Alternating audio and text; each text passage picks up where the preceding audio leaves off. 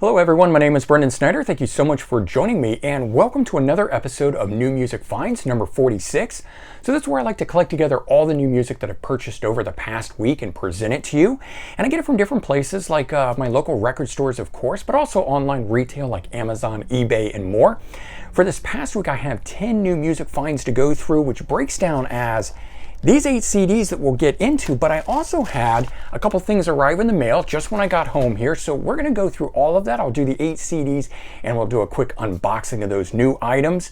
And so before we dive into this though, if you are new to my channel and haven't already hit the subscribe button, please click the button. Also leave a comment, hit like, all those things help support my channel. I greatly appreciate it. And of course, as an added bonus, by subscribing, you'll be able to stay up to date on all that's going on in the world of music, just like this, with New Music Finds, episode number 46. So normally we kick off with new releases, and there actually was a new release last week, December 31st. It was Loudness, the Japanese metal band.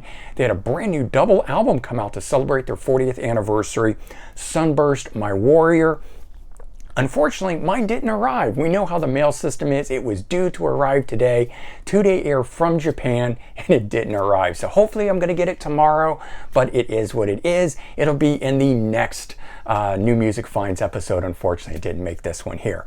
So that aside, I've got some other stuff, and I had gone to some record stores this past week, and I had seen some cool things and bought some vinyl. I got this Graham Edge band, Adrian Gurvitz, which you know about, and this Tony Carey album here, Some Tough City. Now, I had found those and didn't know they were on CD, and then I did a real hard hunt for them, and I found some, and I lucked out, and I managed to find that Graham Edge band album.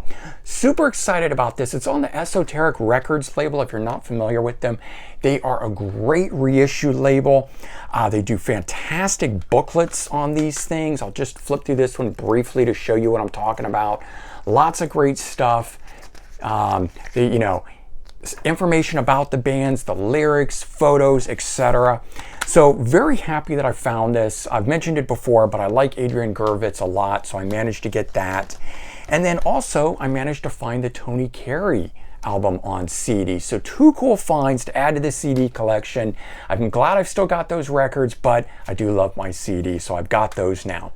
Then being on a trip with the Guess Who, I went ahead and explored some of their later material post Randy Bachman, obviously, but also post Burton Cummings. This one here, Guess Who's Back. So this one here is an interesting one. I talked about it before when I did one of my New Music Now segments and I was opening it for you guys.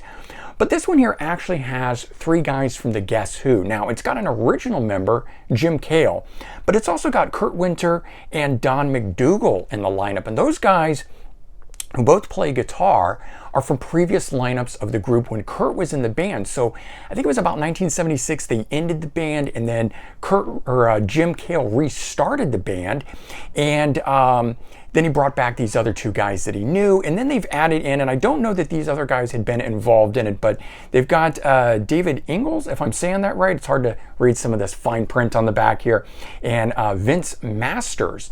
So those 2 guys come back in here and are fleshing out. This is just an interesting lineup and different thing here. I will say this, not sure which guy's playing it, but whoever plays the slide guitar of either Kurt or Don here, amazing job on this album, and I definitely dig it. This is on Unidisc, so something different, not part of those regular Guess Who remasters and things like that. Like I've got one of these here, it's a twofer from Guess Who. So this one here has So Long Bantine.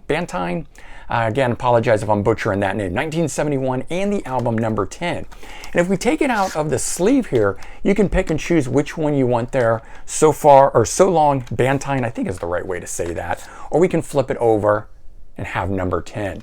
And these are cool too. So they actually do the booklets that are right side up for a particular album, and then if you flip it over there and start again, everything is right side up for that one. So whichever is your favorite album, you can make the actual cover of this thing like so, but I'm choosing to keep it with the sleeve on it over like that. I actually prefer this as the album cover and kind of wish they had just made it that way, but pretty cool. 2 albums on one, 2 different ones from the band from actually 2 different periods. And I kind of talked about that in a previous episode about how I was kind of confused that they didn't just do them sequentially, one album right after the other. They actually picked and chose different ones. So in this case, 71, 73, there was another album or 2 in between this, but I think they did it for time reasons. I think that's how they decided what albums grouped together. So here's another one that was really cool that I didn't know had been reissued. Music on CD, McGuinn, Clark, Hillman, the debut album by these guys, former Byrds, 3 of them, former Byrds, and just beautifully done. The way this thing was packaged and replicating its original release, but then also having the booklet and everything within it. And they actually do, go back to the beginning of this, replicate here in a larger font the written text that was here, that was a little article about the band and what they were trying to do and achieve for this album and so forth. But if you're not familiar with this and you like the Byrds, that is definitely worthwhile. Now, here's one I kind of ran under the radar, and I've seen it around, but I did not realize this was a reunion album. Simply titled The Byrds, 1973, got the original lineup back together, also on Esoteric Records, mentioned how much I like them. So, reunion album by the Byrds from 1973. I did not know that's what this was. Doing a little more research after that McGuinn Hillman album, and found this. So, pretty cool. If I can flip through that there. So this one's got some nice text again. It's like that Graham Edge band and stuff. So again, do the booklet really nicely on these things, and a lot of information within them. But we've got Gene Clark, Chris Hillman, David Crosby, Roger McGuinn, Michael Clark, the original lineup from 64, 65, when they first started and doing that album. Now, I will say that this album here didn't like immediately grab me or, you know, say, wow, that's like the original stuff. But it's a great album nonetheless, and just kind of cool. They basically, each member kind of brought in 2 tracks and they recorded them and so forth. So it's kind of like each guy doing a solo thing on here with the other guys backing them, as opposed to it really being a band effort. And then that's even how they describe it and the liner notes. So just know that going into it, but it is good. Here's another one, Moby Grape. This one here, excellent. Purchase this one as a used item. It's hard to come by. 20-track collection. Listen, My Friends is the title of this one. Originally from 2007, Sony Records Legacy Edition. And this one too, just very nicely done with its booklet and whatnot. I'll just quickly show you this because I like it. There, just beautifully done in here. And again, I just really enjoy all the extra information. And then we got track by track stuff too in here. So a lot of these things very cool like that. And one more that I had seen when I was at the record store, Village Revival Records, that I picked up those 2 vinyls I showed you at the beginning. But I had seen this one here, the Alan Parsons Project Best of Volume 2. I have Volume 1, and you can get better best ofs that have all of these or 20 tracks or whatever.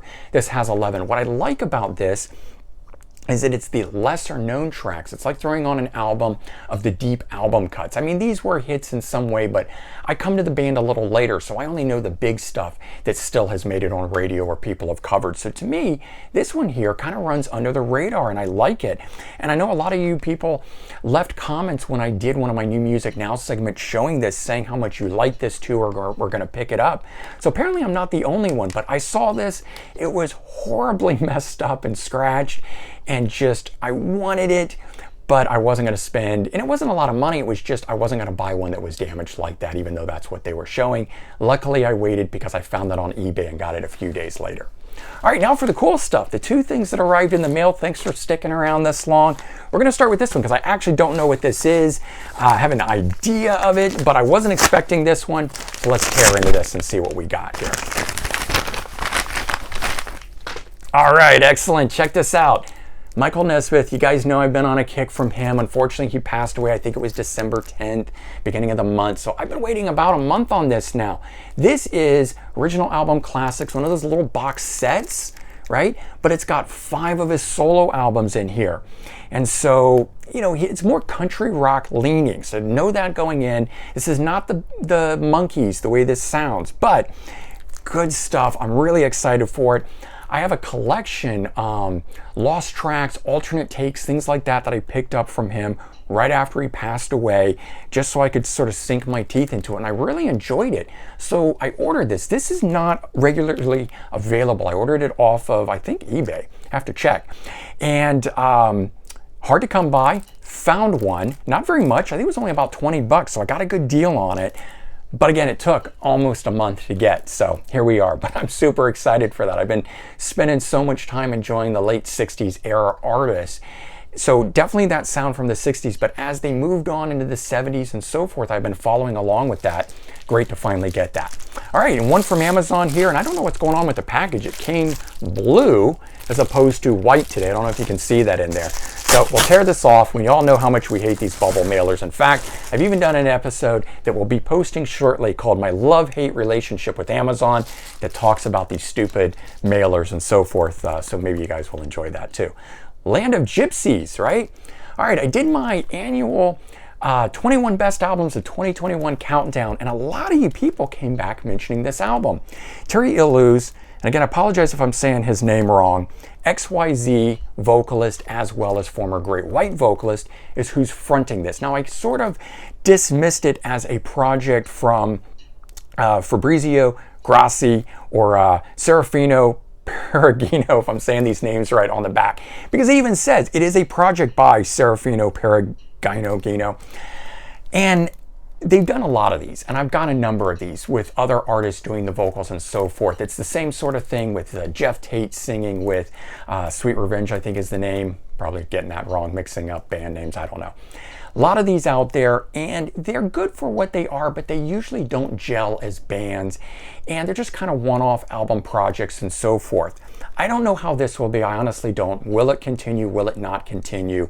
But I took a listen to it, and it sounds like Bad Company, but it also has a Great White feel to it. So liking Terry when he was with Great White, this album sort of filled that void for me.